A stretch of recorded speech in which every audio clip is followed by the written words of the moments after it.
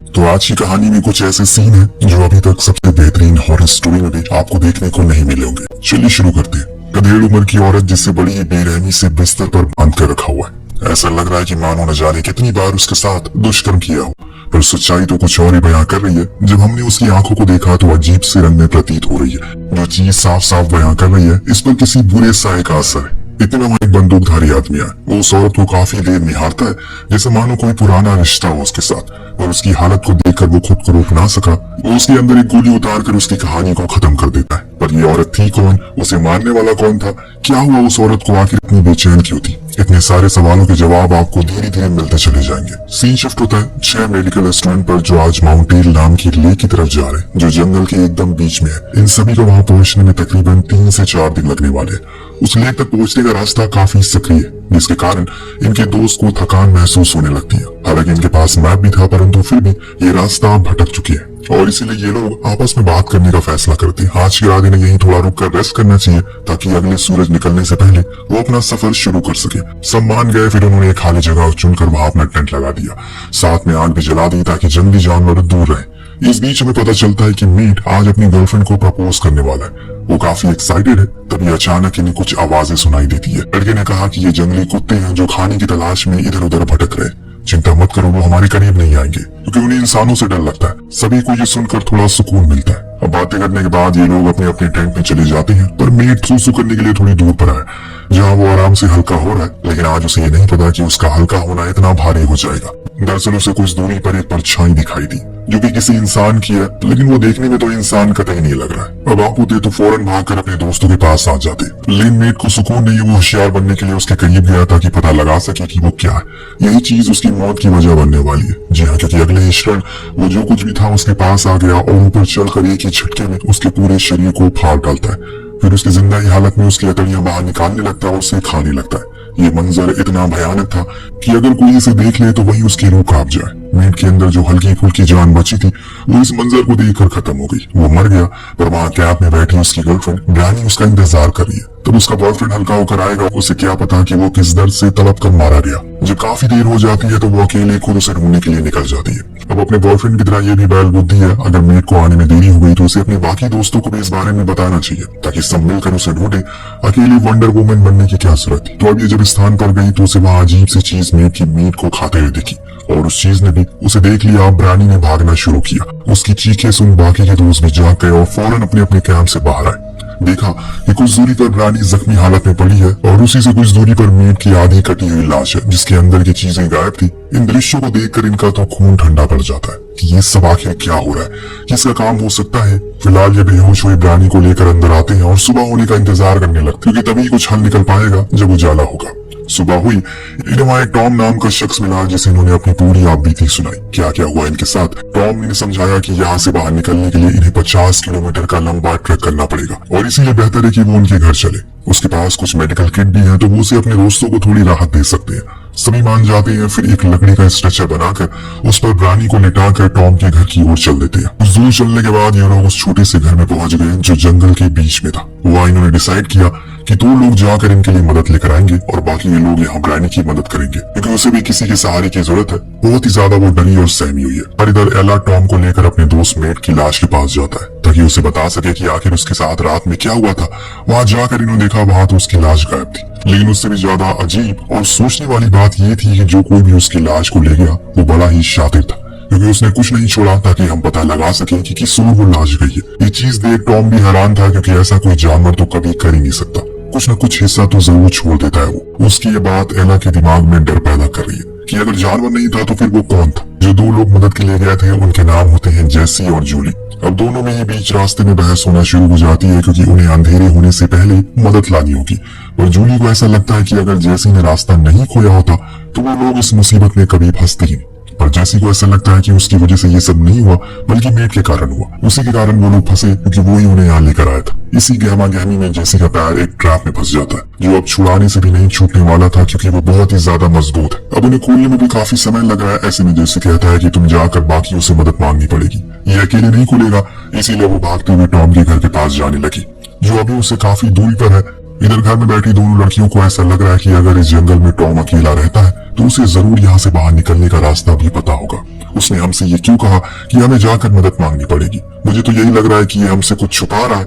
वही दूसरी तरफ जूली बेचारी अकेले ही जंगल से होते हुए टॉम के घर की तरफ बढ़ रही, लेकिन तभी उसे फिर से वही आवाज सुनाई देती है जो कल की रात मेट को सुनाई थी। सेम वही आवाज आज भी आई तो जूली एक पेड़ के पीछे छुप गई। तभी हम उस परछाई के पीछे वाली चीज को देख पाते हैं जो असल में एक क्रिएचर होता है जो हूबहू था इंसान जैसा, लेकिन इंसान तो बिल्कुल भी नहीं था। पर एक कमजोरी थी उसकी, वो किसी को देख नहीं सकता, सिर्फ सुन सकता है। इसीलिए जूली की आंखों के सामने वो निकल गया। बिना उसे कुछ करे इतना तो पता चल गया कि अगर इन्हें खुद की जान बचानी है तो बिना आवाज किए अपने रास्ता बनाना होगा। घर में एल्सा टॉम को देखती रानी को एक इंजेक्शन लगाने वाला है तो वो फौरन जाकर उसे रोकती है और ऐसा करने से मना करती है। यहाँ तक कि उसे तो उस पर बंदूक तान दी। टॉम ने बताया कि ये किस्म का एंटीडोट है जो उसे इन्फेक्शन से बचाएगा, लेकिन एल्सा ऐसे कैसे उसकी बात पर यकीन कर सकती है। अब उसकी लाख मना करने के बावजूद भी टॉम उसे इंजेक्ट कर देता है कि तभी एल्सा उसके बाजू पर शूट करके उसे घायल कर देती है, फिर उसके मुंह पर बंदूक से मारकर बेहोश कर। लेकिन उसकी गोली चलाकर एक बहुत बड़ी गलती कर दी। वो क्या गलती थी आपको आगे पता चल जाएगा। जी हाँ, उसने आवाज जो कर दी जिसके कारण वो क्रिएचर अब इनकी तरफ आकर्षित हो जाता है। घर में तो सिर्फ यही चारों ही है, बाकी के तो लोग बाहर है। वो क्रिएचर बाहर ही था जिसकी आवाज अब अंदर बैठे एल्सा को आने लगती है, इसीलिए वो बाहर जाकर देखती है वहां पर क्या है। और तब उसे खुद की कुछ दूरी पर वो खड़ा हुआ मिलता है जो उसे देख तो नहीं पा रहा था, लेकिन हाँ सुन जरूर सकता है। एल्सा ने कोई आवाज नहीं करी, इसीलिए वो लौट गया। पर यहाँ घर में गीना ने देखा कि टॉम को होश आ चुका है। उसने उसके ऊपर बंदूक तान दी और कहा कि चुपचाप लेटे रहो वरना वो उसे मार देगी।